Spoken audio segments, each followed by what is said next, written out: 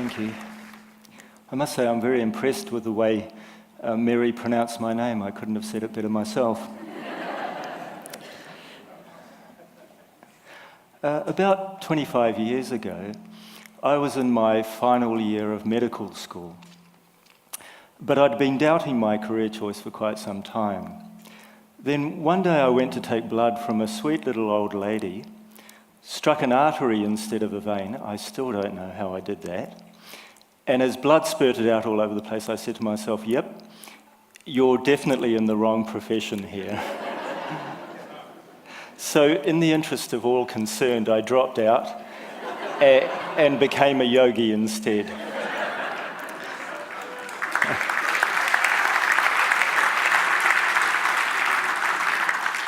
Hence my unconventional appearance. Well, actually, it's not the only reason for my unconventional appearance, one of many, shall we say. So I'd like to share with you the yogic concept of space. Our inner space, what we experience within ourselves, I'm redefining the terms a bit here, and outer space, everything outside ourselves. We live in a vast universe. To give you some idea of its size, if we took the universe to be the size of our planet Earth, then our planet Earth would be about 1/1000th the size of a pinhead in comparison. 1/1000th the size of one of those. I'm holding up a pin in case you can't see it. It's my prop. There you go. It's the same one. It actually is the same one. 1/1000th the size of one of those compared to one of those. By the way, 1/1000th the size of a pinhead is about 1/1000th the size of a grain of sand, or about the average size of an atom. So take your pick. In any case, the idea is that it's really, really, really small compared to the size of the universe. So does that help put it in perspective? I think that gives us some idea of the size of our universe, an incredibly vast and complex universe, which we've been expected to believe, according to modern science, appeared out of nothing without any intention behind it. That's actually like expecting us to believe that our phones and laptops just fell into place without anyone designing them or putting them together. According to biologist Rupert Sheldrake, modern science is based on the principle, give us one free miracle and we'll explain the rest.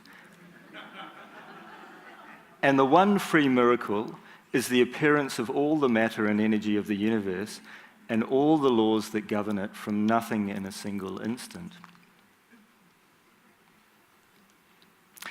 But modern science is just now coming around to the conclusions held by yogic science for millennia, to an explanation of our universe that's going to take our understanding to a whole new level.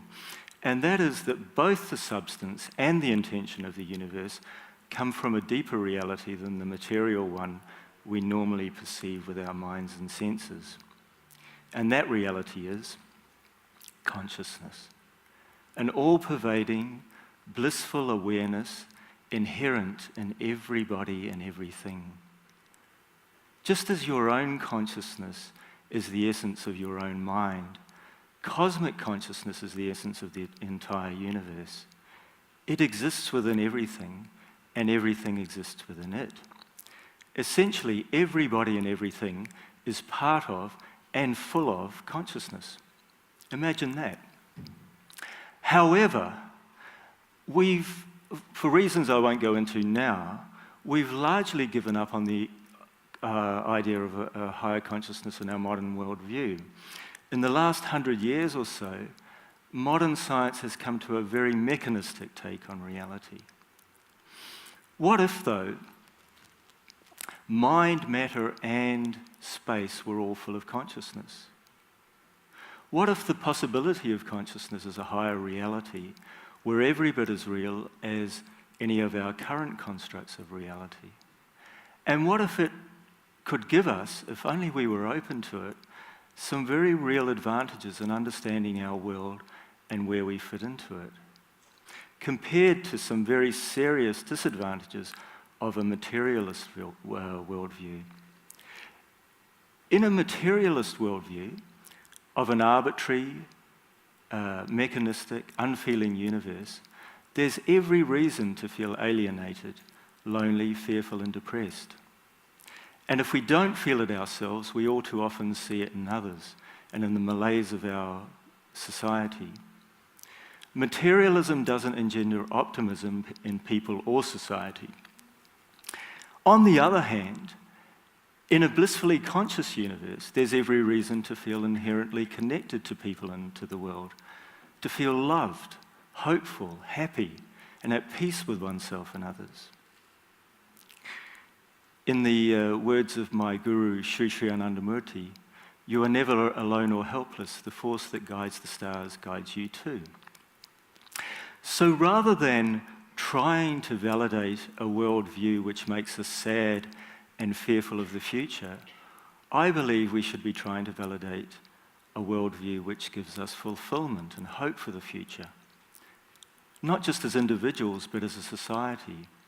The benefits of a conscious worldview are immense, and it's potentially no less valid than any of our constructs of material reality. This is not just wishful thinking. In fact, the essence of the universe as consciousness is just as valid a premise as the essence of the universe as matter. The only difference is that one can be sensed and the other can't. We can perceive matter with our minds and with scientific measurement, but we can only experience consciousness internally. We must find it within ourselves. There was once a Sufi mystic called Nasruddin. I actually stayed in his hometown in Turkey for a few days once. And there are many stories about how he used to teach in eccentric and humorous ways. One of those stories goes that he'd lost the key to his house and that he was looking for it one night outside under a street lamp. A passerby asked him what he was doing. "I'm looking for the key to my house." "Where did you lose it?" she asked. "Somewhere inside my house." Then naturally she said, "Well, if you lost it inside your house, why are you looking for it outside?" "Because it's dark inside," he replied. We need to look for what we're looking for in the right place, even if it's hard to look for it there. It's easy to look outside, not so easy to look within. According to yogic teachings, consciousness lies within, and so we must look for it there. But here's the catch, not intellectually. It's not something we can comprehend with the mind. Take the case of a light bulb, for example.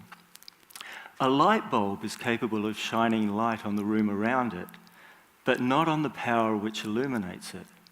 In the same way, we're capable of comprehending the world around us, but not the consciousness which animates us. It's beyond the normal functioning of the mind, beyond words, beyond even thought itself. The core of our being is not something that can even be spoken about, let alone thought of.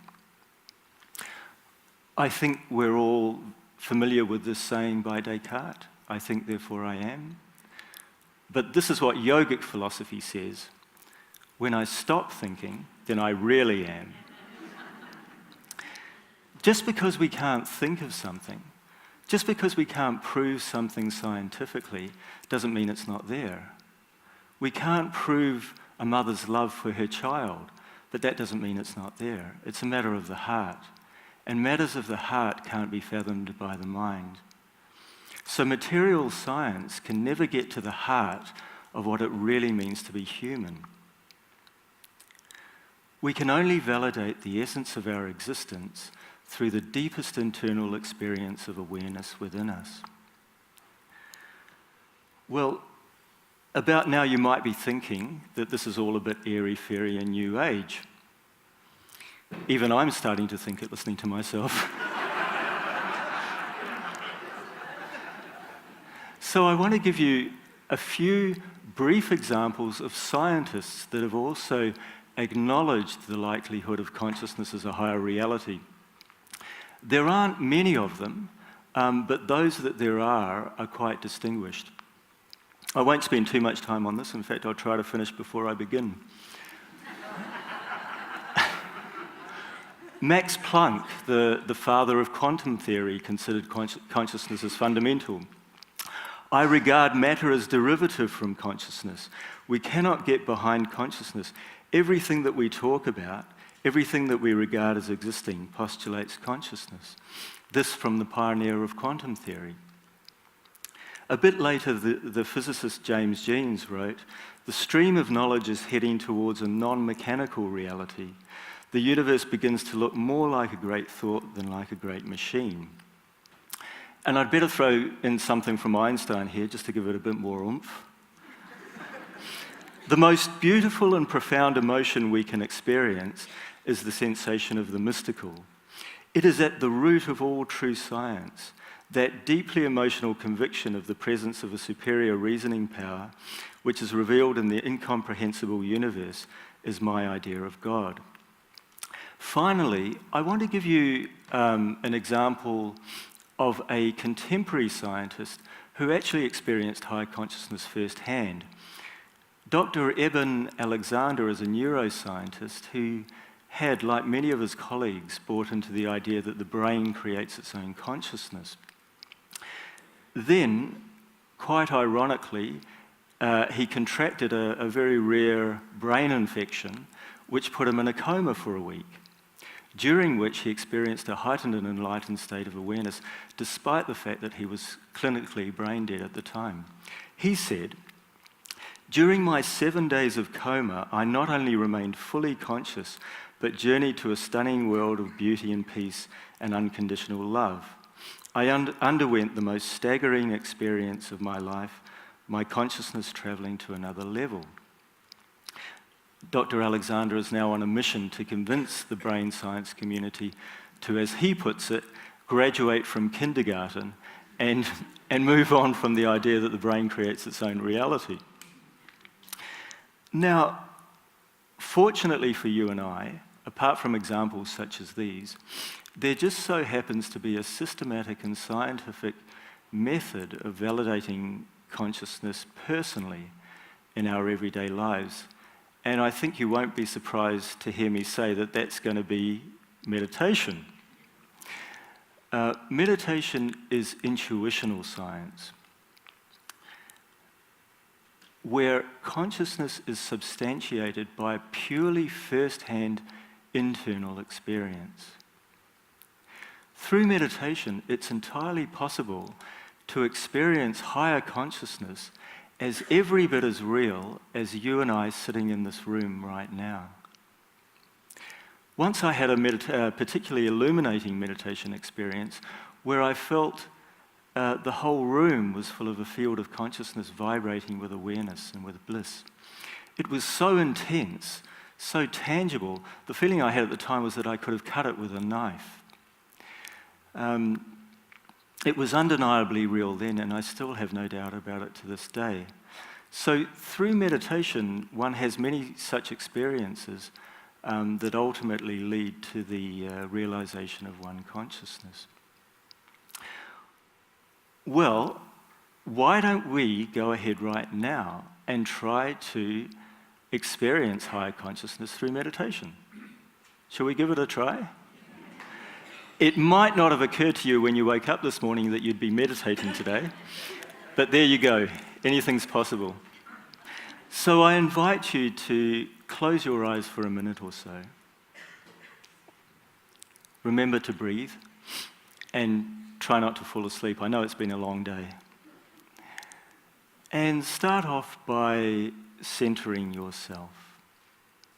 Focus on your sense of self. Feel the center of yourself.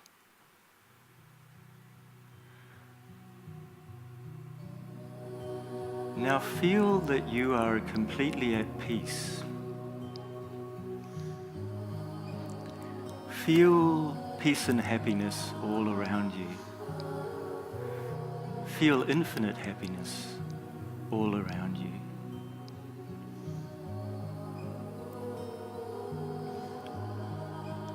Now feel that you are merging into that infinite happiness.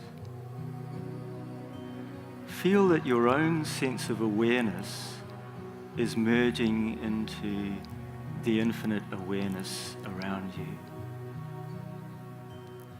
Feel that your own consciousness is merging into the infinite consciousness all around you. Feel yourself becoming one with it. Feel that you are one with it. Feel that you are it. And continue like that for a few more seconds.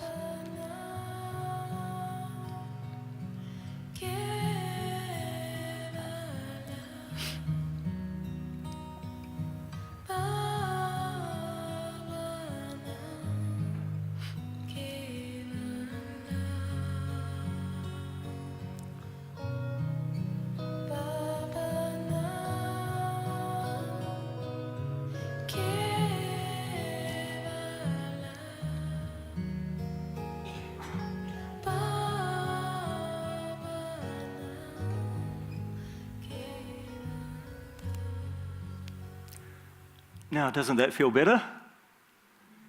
Yes? No? Anyway, you might have gotten a glimpse just now into the possibility that your own consciousness is one with the consciousness of the whole universe. That it's within you as well as all around you. That it's real and that you can feel it if you really try. And not only feel it, but know it as the core of your being. This is not just an abstract concept, it's about the essence of us all. It's about discovering the greater consciousness within our own consciousness, realizing our own inner reality as the greater universal reality. And the more we expand our sense of reality, our sense of being, the more connected we feel to all beings. The happier we are, the less fearful, the less lonely, because we realize that all is a part of us and that we are a part of all. The inner quest facilitates the embracing of all within ourselves, all people, animals, plants,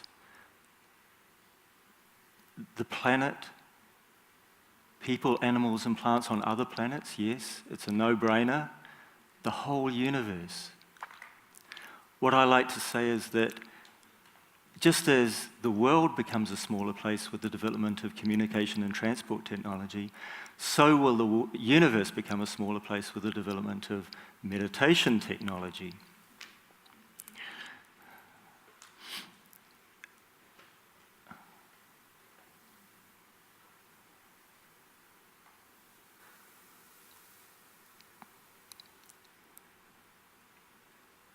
Thank you.